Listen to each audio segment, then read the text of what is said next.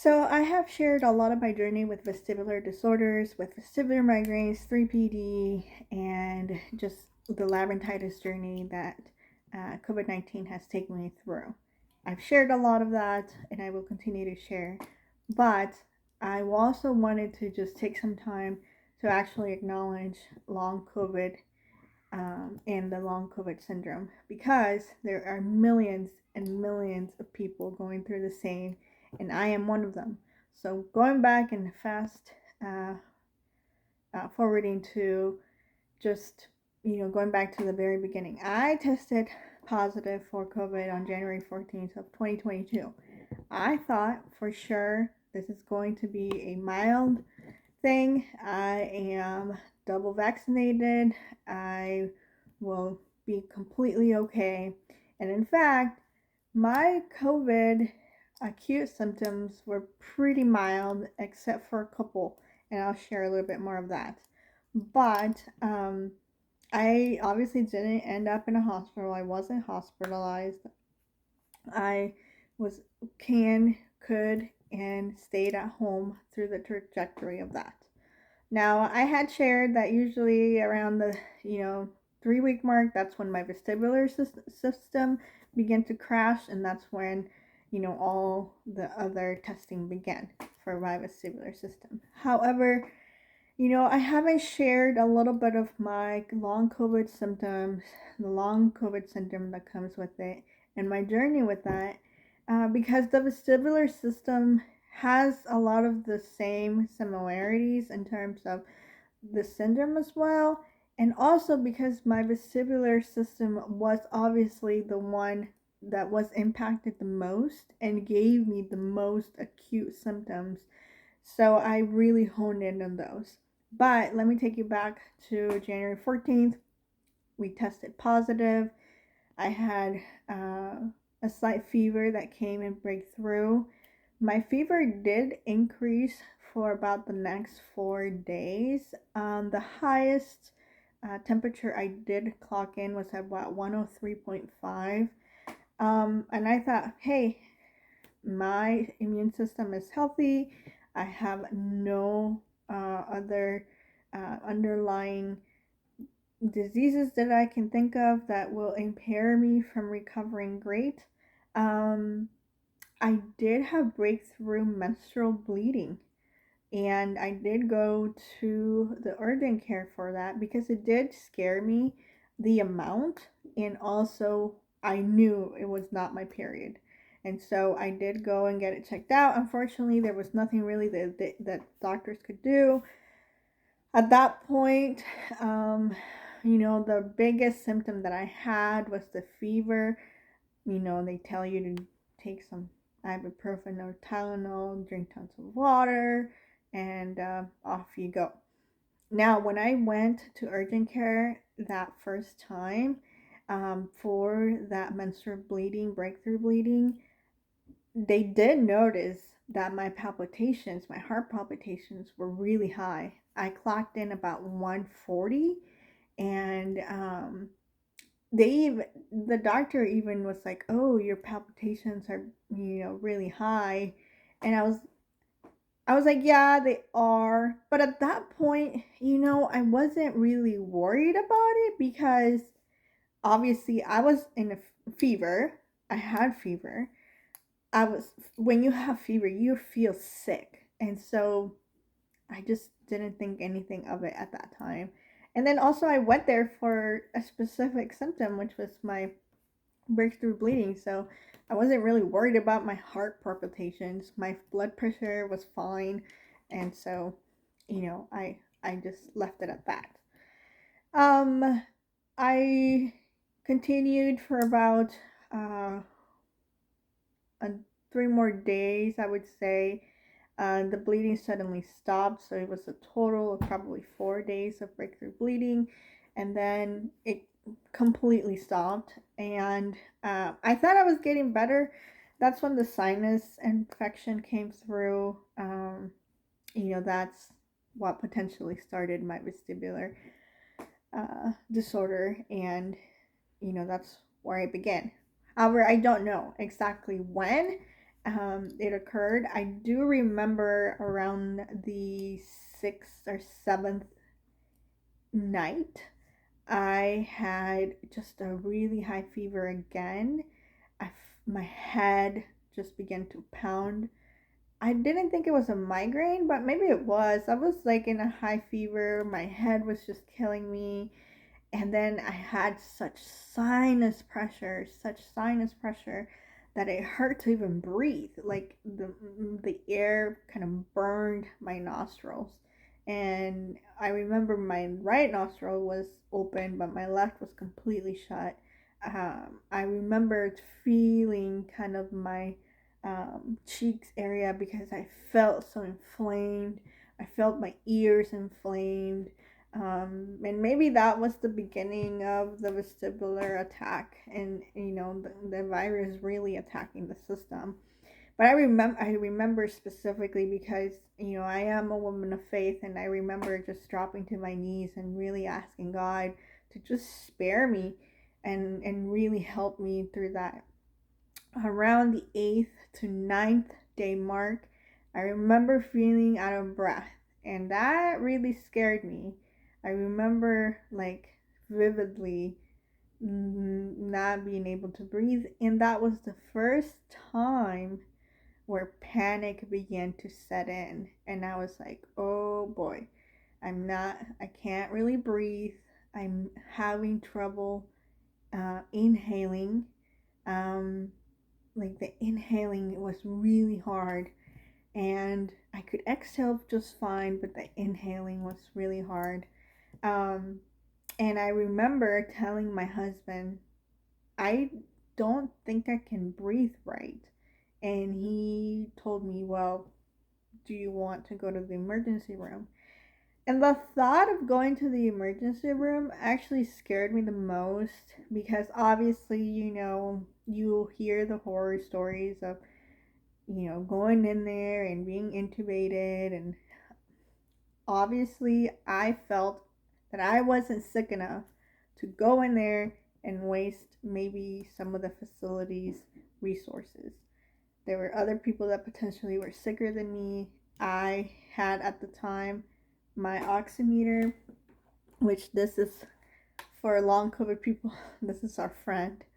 Um, Friend of me, maybe, because God, it tells us everything. My oxygen was fine. It never dipped. It was always good. It always, how was it, that 98, 99, 100 mark? My heart palpitations were a little high, but my oxygen was great. And so I decided, it's just better if I stay home. I'm not going to risk going there and potentially getting sicker. And then I would say around the 11th day mark, I started feeling better in terms of the um, shortness of breath. My fever broke. I felt better. Um, my sinuses got worse, but my fever broke, and so once your fever breaks, your body tends to feel better, and so I didn't feel like I needed to go to the hospital. And mind you, at the 12th day mark, that's when I went to my primary because my sinuses were just really bothering me, and that was the first round of prednisone and augmentin that I had for antibiotics.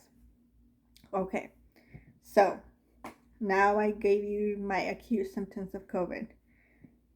I did not pay attention to the acute symptoms post COVID because of my vestibular symptoms were so intense that for the first 60 days, that was the only thing that really took all my energy, and my mindset was around my vestibular system. The dizziness, intense dizziness, and for you who have gone through potentially labyrinthitis or any vestibular disorder, vestibular migraines, you know how debilitating the dizziness can be. Okay, after those 60 days, I really began to notice the long COVID. Here's the thing though, if you draw like a Venn diagram, some of those really interlap with the vestibular disorder. So I really can't tell you for certain which ones were and which ones weren't completely COVID related. When I go online and a lot of people give me some of their symptoms and I hear their testimonies, I can tell you, I know it's definitely long COVID. However, just know that long COVID itself, as defined, really doesn't come in place until the 6-month mark. So I actually just went to a long COVID clinic and they wouldn't take me in until the 6-month mark. And that's because a lot of COVID symptoms can actually live in with you or inside of you, or you can be manifested through the 6 months, and then they could just disappear. So that is something that I wanted to share as well. Now, it is considered long COVID after the 6-month mark.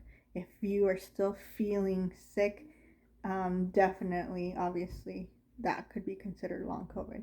Now, it is considered long COVID regardless, even before that. I believe at one point I read that it's considered long COVID 90 days after. Inflammation can still live with you even past that. Okay, what are my long COVID symptoms that I know for sure potentially were? Joint pain. The joint pain intense. I've talked about the vestibular system impacting my neck, and I've had neck problems since I was very young. However, this definitely different, completely different joint inflammation.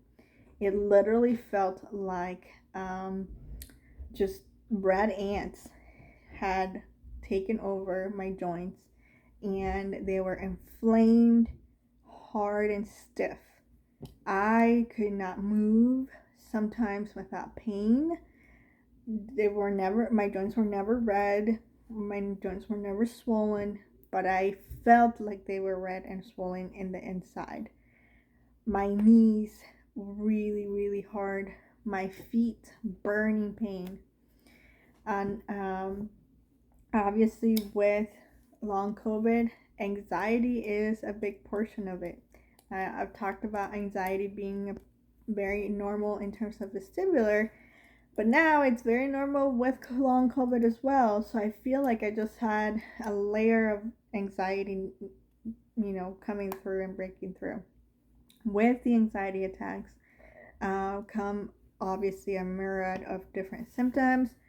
Anxiety can take over, and it's just something that just has a lot of different symptoms. For example, I had just tingling in my fingers and my hands, tingling in my arms, tingling in my legs, tingling in my feet. I almost often would get tingling in my stomach and my tummy area. Shortness of breath. Obviously, I had shortness of breath, but the anxiety made it worse. I also started getting some skin issues. I always had an issue with acne, but flare up of acne, flare up of eczema. I have had eczema before, full on eczema everywhere, chest, back, forehead, nose, mouth area. I also had flare up of dandruff. I was just surprised on just the amount of dandruff that would come through. Hair loss, a lot of hair loss. I have a very thick set of head hair everywhere, but just chunks coming out. The only time I've had that happen was after delivery of my daughter. I lost hair, and they tell you that's very natural, but that was the only time where I had lost so much hair, just hair loss. Also, dry mouth, just completely dry mouth. I can never have enough water. I always had to have something in, like a cough drop or something to keep my mouth, you know, uh, just hydrated, so it wasn't hard. Reflux, I had my gallbladder removed due to stones when I was 15 years old, and I've had reflux here and there, but the reflux that I experienced after COVID was intense. GI issues, obviously, COVID destroys a lot of your gut flora, so a lot of GI issues that came through. Um, yeah, fatigue. It's just, and that's where the Venn diagram of what is vestibular and what is not. I don't know if the fatigue is one. Very bad. I mean, just want to just sleep all day for sure. But definitely that dysautonomia is intense, brain fog intense, dizziness intense. I almost felt, you know, like I was living in a dream. Like this is not real. Like Matrix kind of reality. Like like my vision was obviously bad because of my vestibular disorders, but like I felt like I was living in a dream. I honestly felt that. And having that kind of out of body experience, it is extremely scary, and it can really drive you mad. Like I can see how people, I read some horror stories, and it just makes me angry. And I'm going to probably rant a little bit, but it does make me angry that our medical community, our leaders, government leaders left us out there to hang lonely and dry because there's so much focus, or there was so much focus, on the vaccine and the prevention of COVID. And we all knew after a while, especially here in the United States, that everybody was going to get COVID. I mean, we all knew. I mean, whether you're in one of either spectrum, we all knew we were going to get COVID. And nobody really put any thought on long COVID. And it's not until now, almost 3 years later, that some very little, not very much, some attention is being given to long COVID research. And some patients have been struggling for so long, some of them since the beginning. And it just makes you angry. It really does make you angry because people have lost their jobs, have lost their livelihood. They have spent thousands upon thousands of dollars to get some type of treatment. And it makes me more angry that some in the medical community are still denying the existence of long COVID. And I don't wish this upon anybody, but as more people start getting reinfected and triple reinfected with COVID, I just really hope and pray that our children are spared some of those symptoms.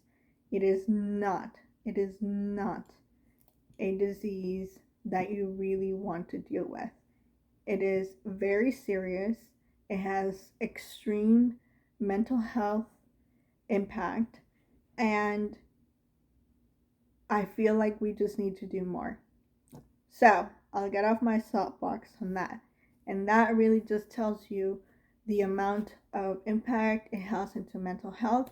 And that is why one of the reasons I really did begin with my mental health therapist, because I knew that I will need help, because that I couldn't do it alone. Support is very important.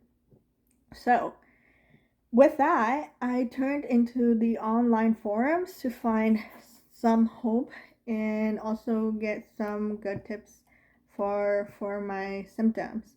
Um, and I had other symptoms as well. And like I said, I don't know which ones came from vestibular and which ones came from long COVID. So those were the ones that I've shared that for sure I knew long COVID had something to do with it. Now, heart palpitations, that could be part of the vestibular system, but most likely I think it was the long COVID. I'm still having breakthrough heart palpitations here and there. I still take a beta blocker for that. It also helps my migraines and my headaches, so I will continue with that. I I actually just shared on my other video, I went to a long COVID clinic. Guess what? I still have scarring on my lungs. They told me at the very beginning, I went to ER, no scarring, no scarring. And I went to the long COVID clinic. They did another CAT scan of my lungs. There they are. They found them. Not a lot of scarring. Thank goodness. God spared me. But there's still some scarring in there. Guess what? There's still some pocket of air in there. Even almost 7 months later, there's still pockets of air in there. And I had an extensive, um, an extensive, what do you call it? When they testing of my lungs, and it showed right there. I can exhale. I can inhale very well. I cannot exhale very well.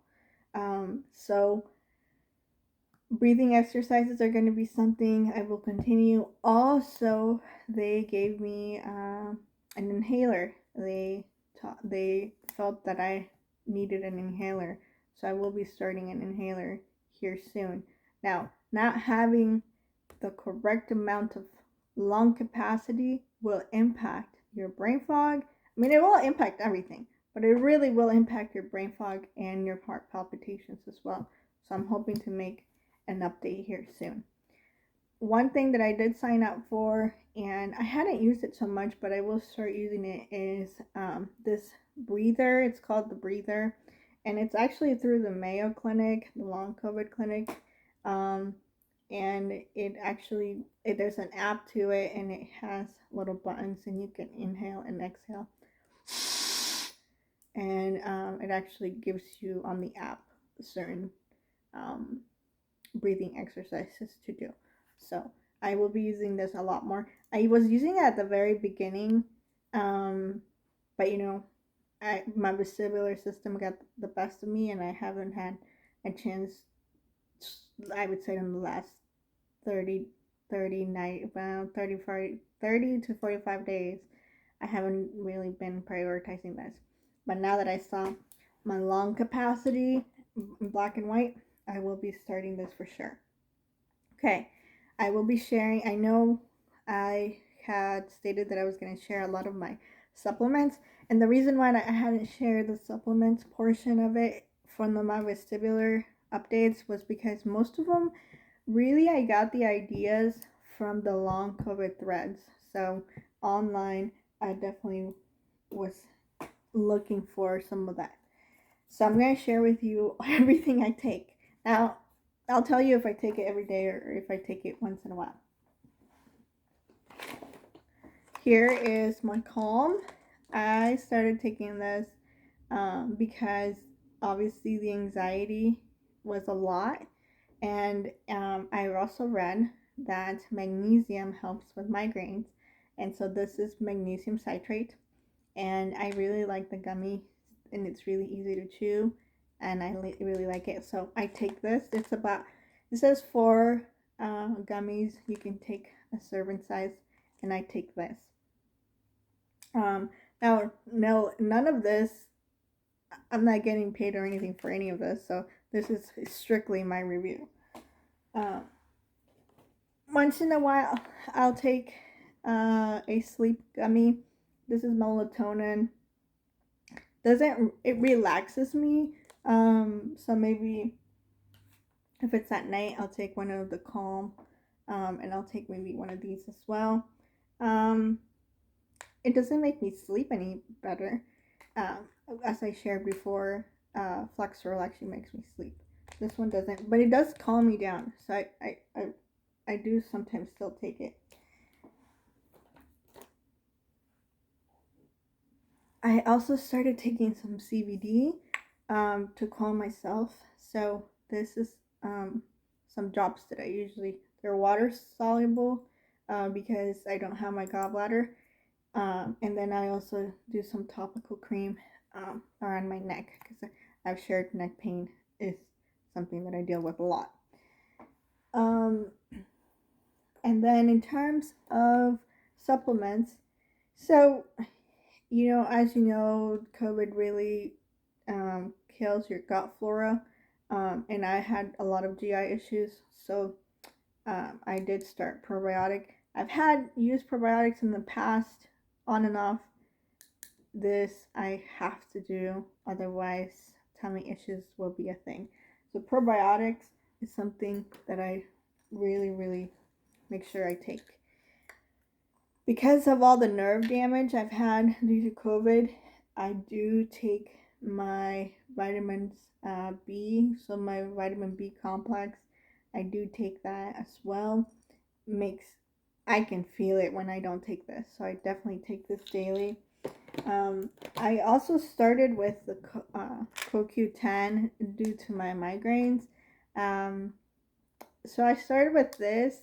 I was just at Costco and I picked it up, and I like it. It's good. But then I actually switched to the Garden of Life. Garden of Life, I feel like it's a really good company, and it really goes. My body can take it really well and absorb it well. So I went and got the CoQ10 for this company, and it's 200, so I have to take 2 of those. But my neurologist did recommend 400 milligrams, and this one is 300, and it's one pill. So I really can't, either take 300. So this one actually makes it better for me because it's 200 per each, so I could take 2 and have the 400 milligrams that my neurologist recommended.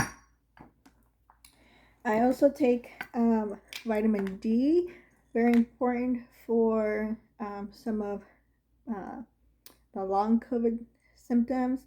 So I did take that. As well, it actually is good for vestibular migraines as well. So I take that as well. Vitamin E.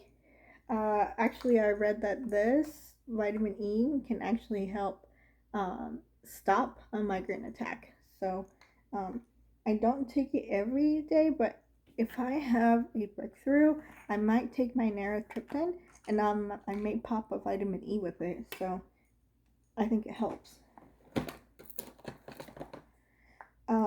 So vitamin B2, I take the complex, but I also read that it helps specifically for migraines. So sometimes I take one of these just to give me the extra boost for B2. So I'll do that as well. I usually take it at night with my nortriptyline if I'm having a breakthrough, and that I feel like it aids. Vitamin C obviously helps just with immune support. So I don't take it every day, but if I remember it, I'll take a couple of these. Now this is something that my neurologist had recommended that I take, and L-tryptophan. It actually comes, it's the same formulation that turkey has, which makes you really sleepy. So at Thanksgiving, if you eat a lot, it doesn't it makes it better to sleep with this than the melatonin for me, but Flexeril is better. So if I don't want to be on Flexeril obviously every single night, so I take this on the nights that I don't take the Flexeril. So This was recommended by my neurologist. And lastly, I know it's a lot, but so and one thing I have to be very candid about is a lot of us with long COVID, there's a lot of information out there, and believe me, you can spend hundreds and hundreds of dollars on supplements, but we have to be careful because, our liver still has to do this. So don't take too many either, because then you may run the risk of having supplemental toxins in your body, and then you may have adrenal failure or liver failure. So be careful out there too. And also, make sure you do your research and make sure you do reputable companies as well. Once in a while, if I'm having really bad anxiety, I've talked about breakthrough anxiety coming through, and I use the Xanax, and I have my other medication. But let's say it's just really bad. I will pop maybe a passion flower in as well. I feel like either I do this or I do a tea. Sometimes just having that warm tea, go down to your throat and in your tummy, just that warmness makes you feel better. So if I'm in the, if I'm not near a kitchen to do a tea, or I don't have the time to relax and do the tea, I'll pop a passion flower in. It's a good stress relief. Now, I've shared a lot about the supplements I use. So, hey, if you have any that maybe will help me in my particular journey, please share, or share the ones that you are taking and what transformation you felt it helps. Those are the ones that I stick to. There might be here and there some others, specifically loose teas that I actually use, but not enough to make a point out of them. So, but if you have any others, feel free to share and let us know. And I wanted just to take some time to really acknowledge the long COVID syndrome and really the impact that it has in our bodies, because I just feel like there's so much disinformation out there that it really is hard to get a hold of what works. One thing that I learned from my long COVID visit to the clinic is time heals everything. And that goes true for any other disease, but for long COVID specifically, time really does heal it, and it's a slow journey and a slow process. But I really truly believe that the body will regenerate. And I see the stories every day online of people just reaching that recovery, and I am very hopeful that I will be there as well. It is my first 6 months, and also I have another layer, not just of long COVID, but of a vestibular disorder on top of all of this. So my journey might be a little bit slower, but I wanted to encourage everyone to, check in with everybody else. And just because you have had a mild infection of COVID does not mean at all that you are not going to be impacted by long COVID symptoms or have someone or a loved one that doesn't. And one of the things I found is support through the long COVID symptoms is actually one of the best medicines. Having someone not believe you is very detrimental to your health, and I want to tell you that long COVID is real, and I want to just encourage you to check on your loved ones as well. Thank you all. Share your journey with me on your long COVID journey. Tell me where you're at and what you're doing to get better. Blessings.